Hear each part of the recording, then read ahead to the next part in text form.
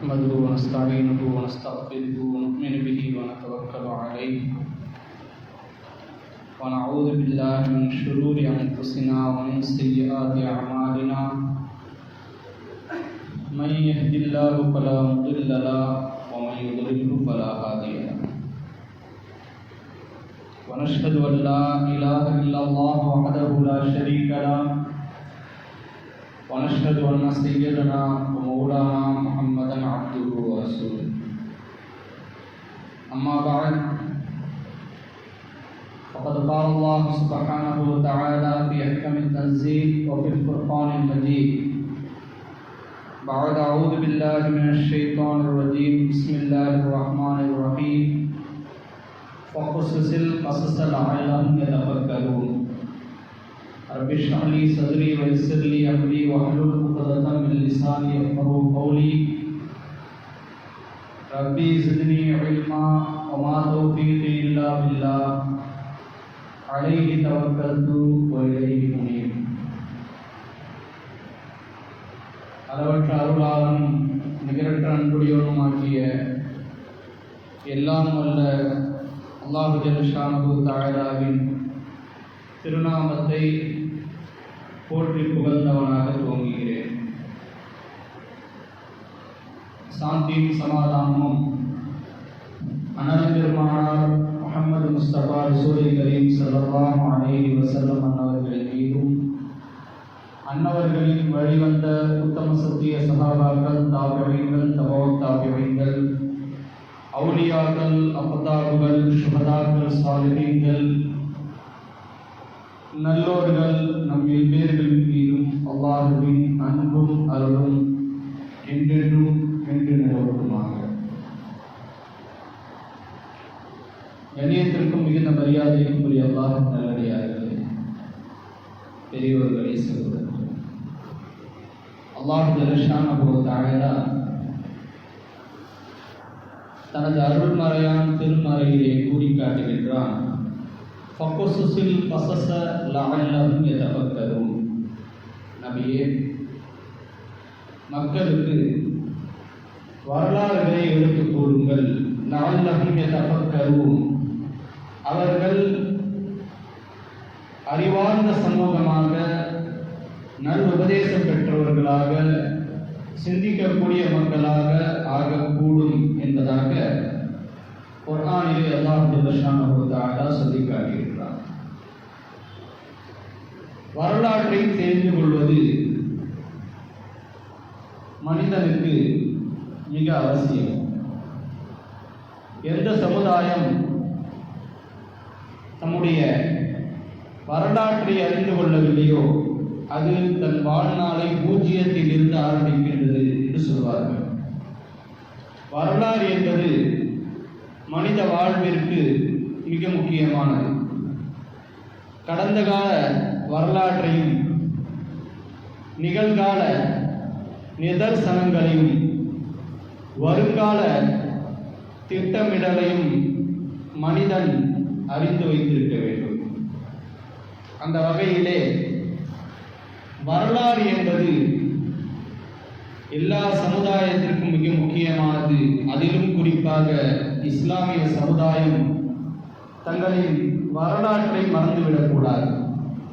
அதனால்தான் அல்லாஹ் ஜல்ல ஷானஹு தஆலா குர்ஆன் ஷரீஃபிலே 1/3 பகுதி வரலாறுகளை அல்லாஹ் தஆலா கூறுவார். 25 நபிமார்கள் இல்லாமல் பல நல்லோர்களின் வரலாறுகளையும் தீயோர்களின் வரலாறுகளையும் திருக்குர்ஆன் பதிவு செய்திருக்கின்றது. அந்த வகையிலே நாம் வாழக்கூடிய இந்திய திருநாட்டில் இஸ்லாமியர்களாக இருக்கக்கூடிய நம்முடைய பங்களிப்பு என்ன, இந்த நாட்டிற்காக இஸ்லாமியர்கள் என்னென்ன தியாகங்களை எல்லாம் செய்திருக்கின்றார்கள், இந்த நாட்டின் இப்பொழுது நாம் இருக்கக்கூடிய 79வது நாள் சுதந்திர தினத்தை நாடு முழுக்க மத, இன, ஜாதி எந்தவிதமான பேதமும் இல்லாமல் எல்லா மக்களும் ஒன்றிணைந்து கொண்டாடி கொண்டிருக்கக்கூடிய இந்த வேளையிலே இந்த சுதந்திரம் பெற்றுத்தருவதற்காக இஸ்லாமியர்கள் எவ்வளவு தியாகங்களை செய்தார்கள் என்ற வரலாறுகளை நாம் தெரிந்து வைத்திருக்க வேண்டும்.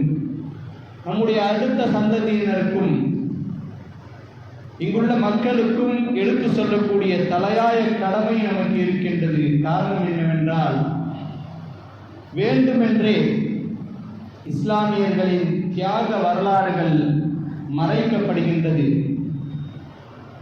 இஸ்லாமியர்கள் இந்த நாட்டிற்காக எதுவுமே செய்யவில்லை என்பது போல ஒரு கட்டமைப்பை உருவாக்கப்படுகின்றது. இஸ்லாமிய மன்னர்களை கொடுங்கோலர்களாகவும் இந்த நாட்டை சீரழித்தவர்களாகவும் காட்சியப்படுத்தப்படுகின்றது. ஆனால் உண்மை இதற்கு நேர் எதிராக இருக்கின்றது. இஸ்லாமியர்களுக்கே இந்த நாட்டில் ஆட்சி செய்த இஸ்லாமியர்களின் வரலாறுகளும் சுதந்திர இந்தியாவிற்காக பாடுபட்ட இஸ்லாமியர்களின் வரலாறுகளும் தெரியாமல் இருக்கின்றது. அந்த விதத்திலே நாம் நம்முடைய வரலாறை தெரிந்து கொள்ள வேண்டும். பொதுவாகவே சுதந்திரம் என்பது மனிதனின் பிறப்புரிமை என்பதை அழுத்தமாக சொல்லக்கூடிய மார்க்கம் இஸ்லாமிய மார்க்கம். குர்ஆன் வழி நெடுகிலும் ஒரு மனிதன் இன்னொரு மனிதனுக்கு அடிமைப்பட்டு கிடப்பதை இஸ்லாம் எதிர்க்கின்றது. அனைவரும் ஓர் தாய் மக்கள், ஓர் பெற்றோர்களின் தாய் தந்தை, ஒரே தாய் தந்தை தான் மனித சமுதாயம் அனைத்திற்கும் என்பதாக சமத்துவத்தை இஸ்லாம் பேசுகின்றது. இந்த உலகிலே எந்த மனிதனும் உயர்ந்தவனும் அல்ல, தாழ்ந்தவனும் அல்ல என்று இஸ்லாம் பல இடங்களில் வலியுறுத்தி கூறுகின்றது. ஹஜ்ரத் மூசா அலைஹிஸ்ஸலாம் அவர்களின் வரலாறை குறித்து பேசும் பொழுது, ஃபிரௌன் பனி இஸ்ரவேலர்களாக இருந்த இந்த கூட்டத்தவர்களை அடிமைப்படுத்தி கொடுமைப்படுத்தி கொண்டிருந்தான். அவர்களின் சுதந்திரத்தை வேண்டி ஹஜ்ரத் மூசா அலைஹிஸ்ஸலாம் அவர்கள் ஃபிரௌனிடத்திலே போராடினார்கள் என்று குர்ஆன் பதிவு செய்கின்றது. அன் அர்சில் மஅனா பனி இஸ்ராயீல் வலா துஅஸிபுஹும், ஃபிரௌனே பனி இஸ்ரவேலர்களை, அந்த அப்பாவி மக்களை அடிமைப்படுத்தி வைக்காதே, சுதந்திரமாக அவர்களை என்னோடு அனுப்பு. வலா துஅஸிபுஹும், அவர்களை நீ மிகவும் வேதனைப்படுத்துகின்றாய், அவர்களை கொத்தடிமையை போல நடத்துகின்றாய். ஒவ்வொரு மனிதனுக்கும் சுதந்திரம் என்பது பிறப்புரிமை, எனவே அவர்களை விடுதலை செய் என்று விடுதலைக்காக ஹஜ்ரத் சையதுனா மூசா அலைஹிஸ்ஸலாம் அவர்கள் ஃபிரௌனிடத்திலே மிகப்பெரிய சர்வாதிகாரியாக, ஆனா ரப்புக்கும் அல்-அலா, நான் ரப்புக்கெல்லாம் ரப்பு என்று மாறுதட்டுக் கொண்டிருந்த ஃபிரௌனிடத்திலே மிக தைரியமாக துணிச்சலாக சுதந்திரத்தை பேசுகின்றார்கள். அந்த லட்சக்கணக்கான பனி இஸ்ரவேலர்களை நீ விடுதலை செய்து அவர்களை சுதந்திர காற்றை சுவாசிக்க விடு என்று ஃபிரௌனிடத்திலே மூசா அலைஹிஸ்ஸலாம் அவர்கள் போராடிய வரலாறை குர்ஆன் பதிவு செய்கிறது. நாயகம் ஸல்லல்லாஹு அலைஹி வஸல்லம் அவர்களுடைய காலத்திலே வாழ்ந்த ஒரு சஹாபி ரபீ இப்னு ஆமிர் ரலியல்லாஹு அன்ஹு, அவர்கள் நபி ஸல்லல்லாஹு அலைஹி வஸல்லம் அவர்கள் சார்பாக பாரசீக மன்னன் கிஸ்ராவிடம் செல்கின்றார்கள். கிஸ்ராவிடம் தூதுவராக செல்கின்றார்கள்.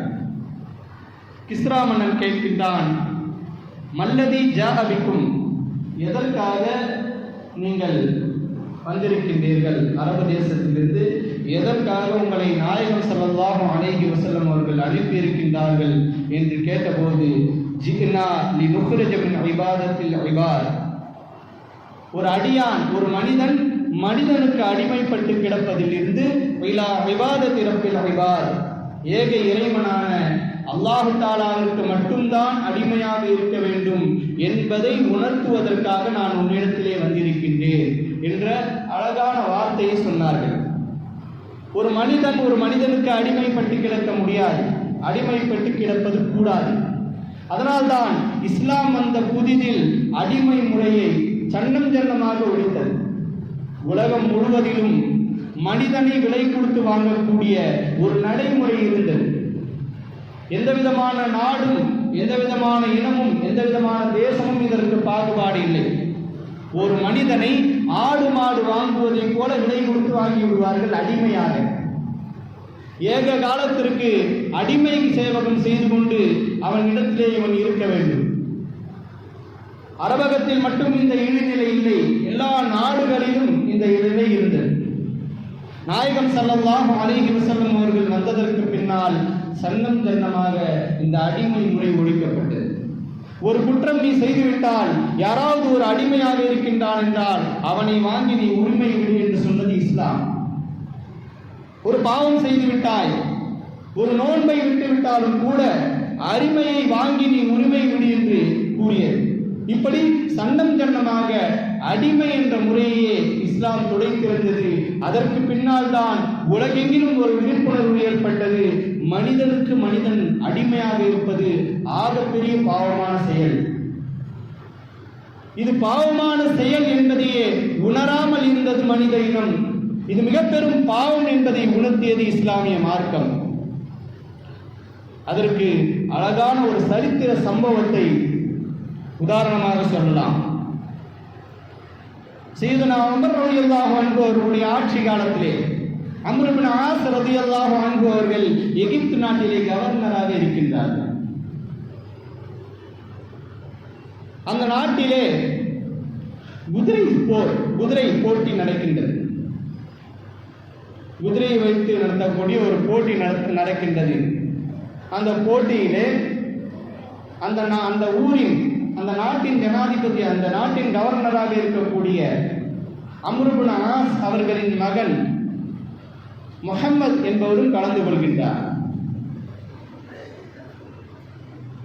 போட்டி நடக்கின்றது. எல்லா குதிரையும் வேகமாக ஓடுகின்றது. போட்டியிலே அம்ர் இப்னு ஆஸ் ரலியல்லாஹு அன்ஹு அவர்களின் குதிரைக்கும் மிஸ்ர் எகிப்திலே உள்ள ஒருவரின் குதிரைக்கும் போட்டி கடுமையாக இருக்கின்றது. கடைசியிலே அந்த எகிப்து நாட்டில் வாழக்கூடிய அந்த நபரின் குதிரை ஜெயித்து விடுகின்றது.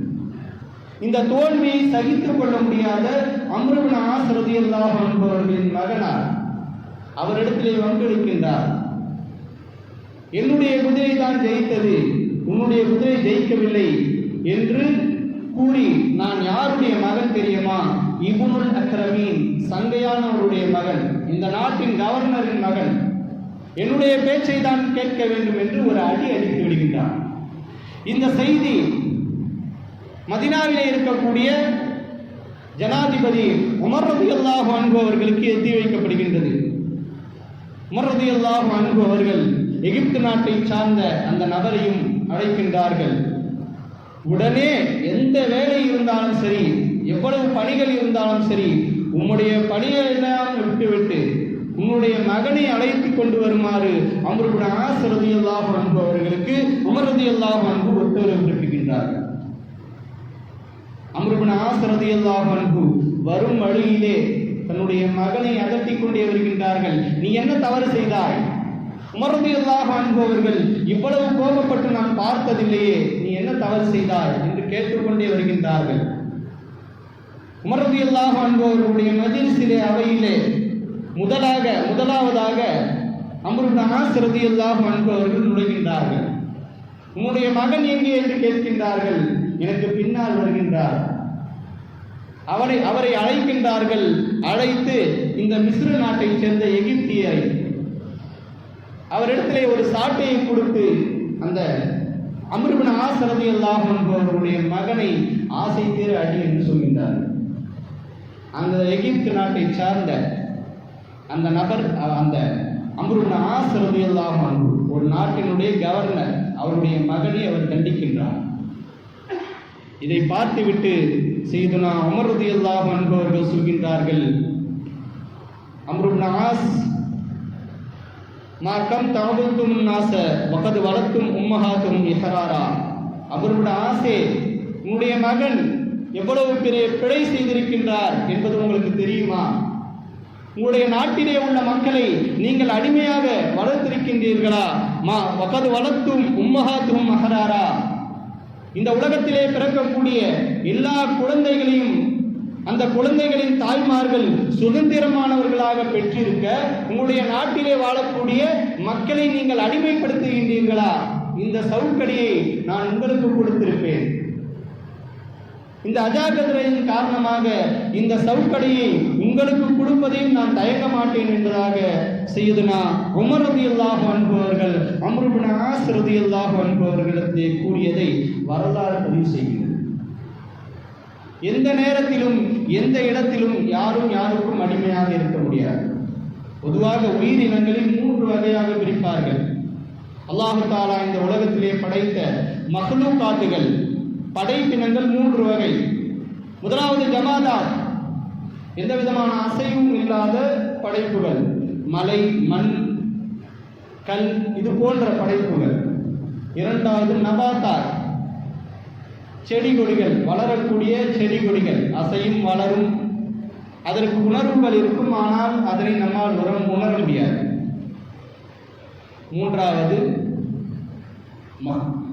மூன்றாவது ஹயவானாத், உயிரினங்கள். இதற்கு உயிர் இருக்கும், உணர்வு இருக்கும், ஒரு இடத்திலிருந்து இன்னொரு இடத்துக்கு செல்லும். முதலாவது சொல்லக்கூடிய 2 படைப்புகள், மலை, மரங்கள், செடி கொடிகளை உயிரினங்களும் மனிதனும் அவனுடைய விருப்பத்திற்கு ஏற்றாற் போல பயன்படுத்திக் கொள்ளலாம். மலையை வெட்டினால் அந்த மலையை திரும்ப ஏன் என்னை வெட்டுகிறாய் என்று கேட்காது.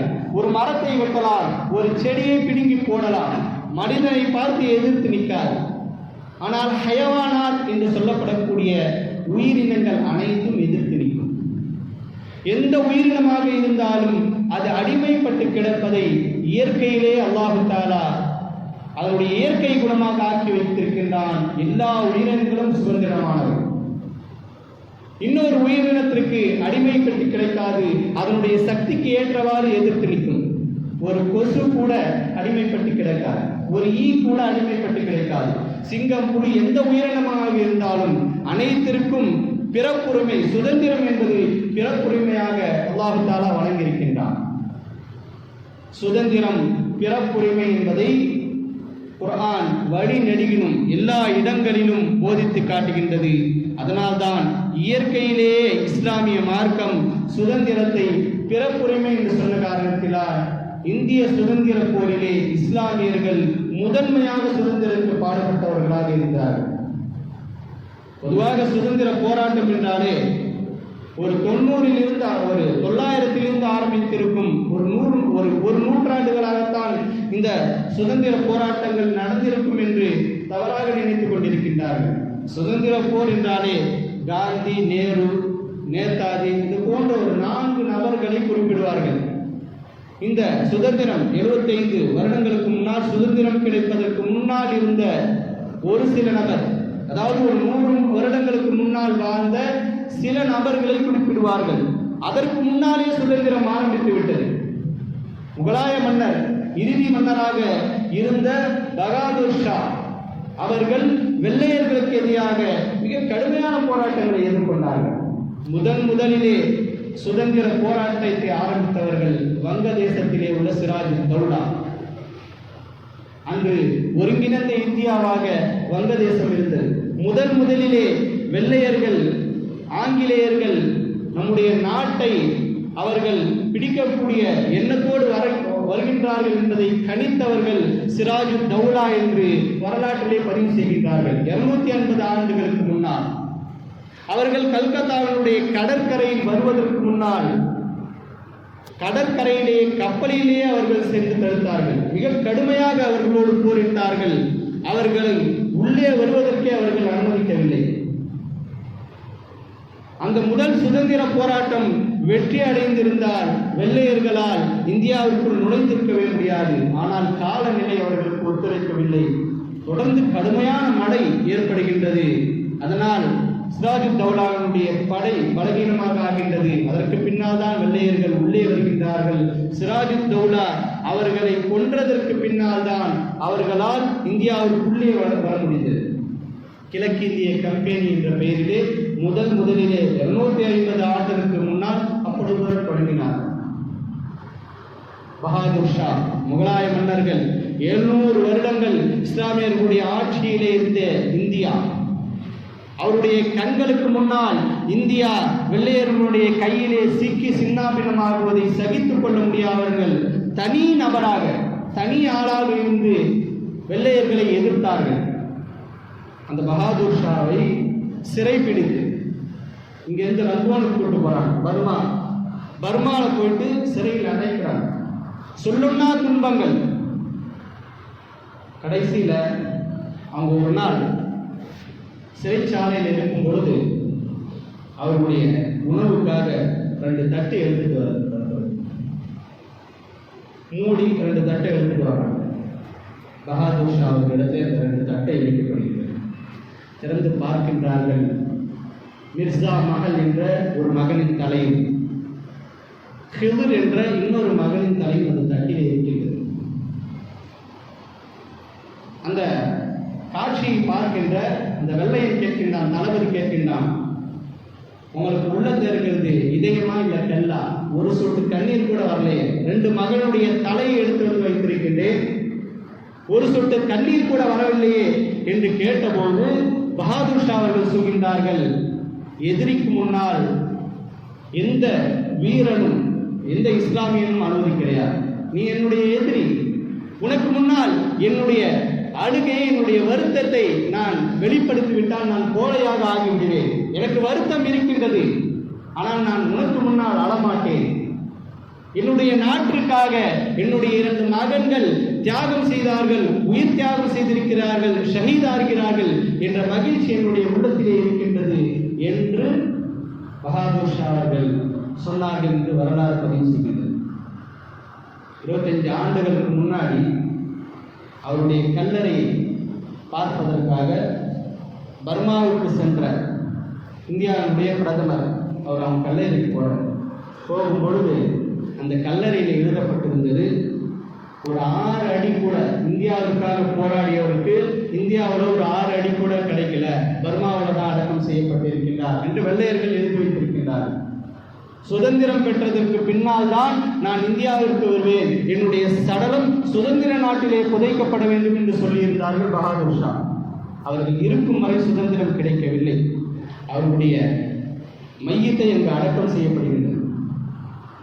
அந்த கல்லறையிலே வெள்ளையர்கள் இப்படி எழுதி வைத்திருக்கின்றார்கள், பரந்த இந்தியாவிற்காக பாடுபட்ட மன்னருக்கு ஒரு 6 அடி கூட இந்தியாவிலே கிடைக்கவில்லை என்று எழுதி வைத்த போது இங்கிருந்து பயணம் சென்ற அந்த பிரதமர் எழுதி வைத்தார், நீங்கள் உங்களுக்கு வேண்டுமானால் இந்த 6 அடி கிடைக்காமல் இருக்கலாம், ஆனால் 85 கோடி மக்களின் இதயங்களிலே நீங்கள் வாழ்கின்றீர்கள் என்ற வாசகத்தை அந்த வெள்ளையர்கள் எழுதி வைத்த வாசகத்துக்கு கீழே எழுதி வைத்து வருகிறார்.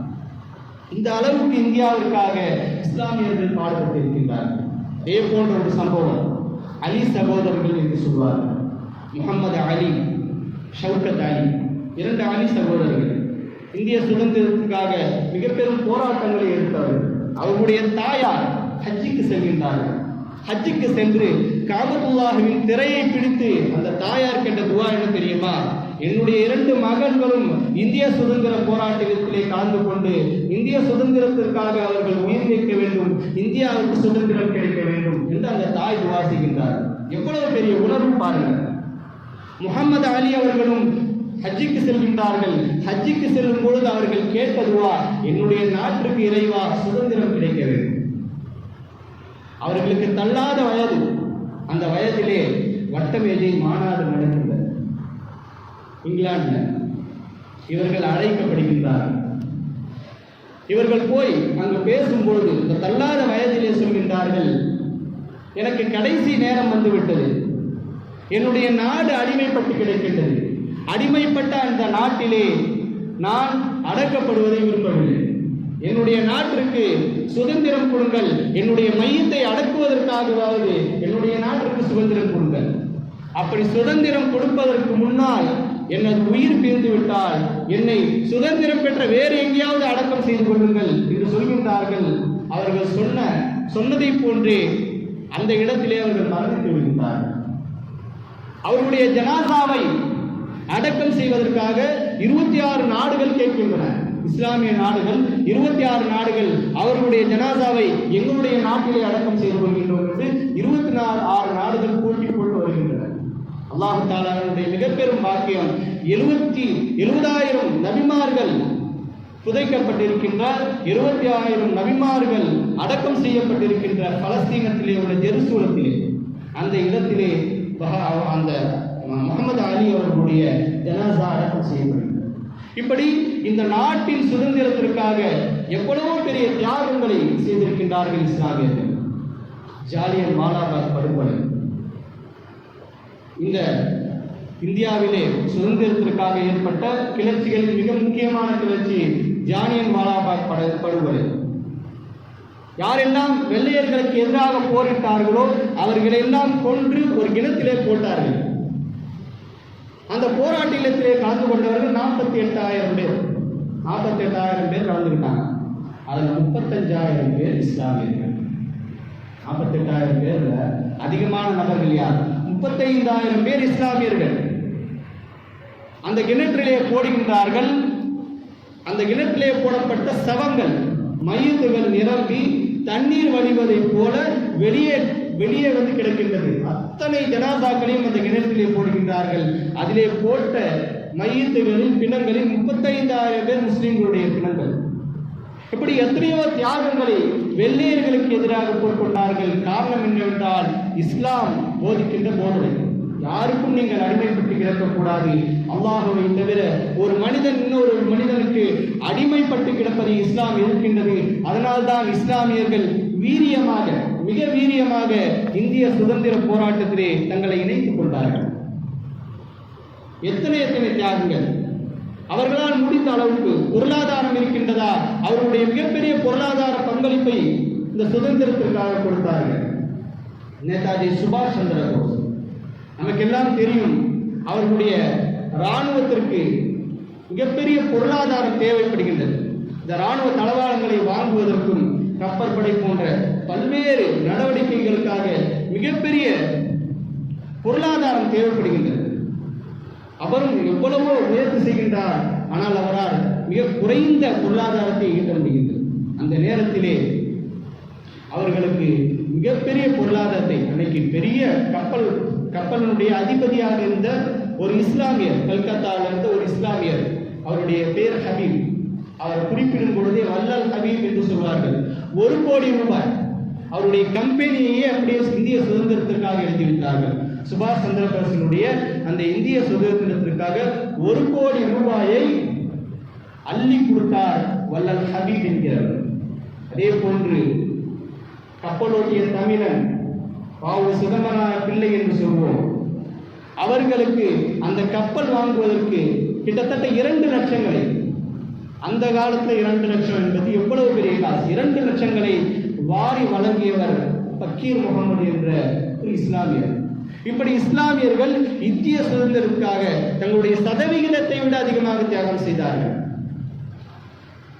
இந்த டெல்லி கேட்ல வந்து பெயர்கள் குறிக்கப்பட்டிருக்கும். கிட்டத்தட்ட ஒரு 80,000 பேர், 80 பேர்கள் இருப்பாங்க அந்த இதில் கல்வெட்டில். 80,000 அதில் 60% பேர்கள் இஸ்லாமியர்களுடைய பெயர்கள். இவர்கள் அனைவரும் சுதந்திரத்திற்காக போராடியவர்கள் என்று சொல்லப்படுகிறது. சுதந்திரத்திற்காக வேண்டி சிறைக்கு சென்றவர்கள், சிறையிலே தங்களுடைய வாழ்நாளை கழித்தவர்கள் அனைவரும் இஸ்லாமியர்கள். உலமாக்கள் தங்களுடைய ஜும்மா மேடைகளை, ஜும்மா பயான்களை சுதந்திர போராட்டத்திற்காக பயன்படுத்திக் கொண்டார்கள். சுதந்திரத்தை பற்றி ஜும்மாவில் பேசப்பட்டுச்சு. தேவபந்த ஒரு மஸ்ஜித் இருக்கும், பூனி மஸ்ஜித். அந்த மஸ்ஜித் பேரே ரத்த கரை படிந்த பள்ளி. காரணம் என்னன்னா, இது மாதிரி ஜும்மாவில் ஒருத்தர் ஒரு 6 நிமிஷம் பயான் பண்ணிக்கிட்டே இருக்கிறார். நேராக வெள்ளையன் வந்தான். வெள்ளையன் வந்து யார் இவர் அப்படின்னு கேட்கும் பொழுது, இந்த மாதிரி நம்முடைய அரசாங்கத்துக்கு எதிராக பிரச்சாரம் செய்யப்படுது அப்படின்னு சொன்னோடனே வந்து எல்லாத்தையும் ஷூட் பண்ணுறான். இப்போ கூட அந்த மஸ்ஜித்தில் குண்டு பதிந்த அந்த தடயங்கள் இருக்கின்றது. பூனி மஸ்ஜித், அந்த மஸ்ஜிதின் பேரே தேவபந்து இருக்கக்கூடிய அந்த மஸ்ஜிதின் பேரே பூனி மஸ்ஜித் என்று சொல்லப்படுகிறது. இப்படி இந்தியாவின் சுதந்திரத்திற்காக தங்களுடைய வாழ்நாளை அர்ப்பணித்தவர்கள் இஸ்லாமியர்கள். இன்றைக்கு வேண்டும் என்று இஸ்லாமியருடைய வரலாறுகள் மறைக்கப்படுகிறது. யாரெல்லாம் காட்டி கொடுத்தார்களோ, யாரெல்லாம் சுதந்திரத்திற்கு எந்த விதமான சம்பந்தம் இல்லாதவர்களாக இருந்தார்களோ அவர்களுடைய கையில் தான் இன்றைக்கு ஆட்சி அதிகாரங்கள் இருக்கிறது. இந்த நாட்டிற்காக போராடியவர்களின் இஸ்லாமியர்களுடைய குடியிருப்பை அவர்கள் கேள்விக்குறியாக ஆக்குகின்றார்கள். அவர்களுடைய உணவை கேள்விக்குறியாக ஆக்குகின்றார்கள். அவர்களுடைய வாக்குரிமையை கேள்விக்குறியாக ஆக்கப்படுகிறது. இன்னைக்கு இருக்கக்கூடிய ஒரு சுதந்திரமான அமைப்பு அப்படின்னா தேர்தல் அமைப்பு. எந்த ஆட்சியாளர்கள் நமக்கு யார் தேவையோ அந்த ஆட்சியாளரை மேலே அமர்த்தக்கூடிய ஒரு சுதந்திரமான அமைப்பு தான் தேர்தல் அமைப்பு, தேர்தல் ஆணையம். அந்த தேர்தல் ஆணையமே அவர்களுடைய கட்டுப்பாட்டில் வைத்திருக்கின்றார்கள். நீதித்துறை அவர்கள் கட்டுப்பாட்டில் இருக்கின்றது, நிர்வாகத்துறை அவர்கள் கட்டுப்பாட்டில் இருக்கின்றது. அல்லாஹ் தஆலா நம்முடைய நாட்டை காப்பாற்ற வேண்டும். இது போன்ற கயவர்களிடமிருந்து அல்லாஹ் தஆலா நம்முடைய நாட்டை காப்பாற்றி அமைதி பூங்காவாக நம்முடைய நாட்டை ஆக்கியவர் புரிவானாக. ஆகிர் தஅவானா அல்ஹம்துலில்லாஹி ரப்பில் ஆலமீன். அஸ்ஸலாமு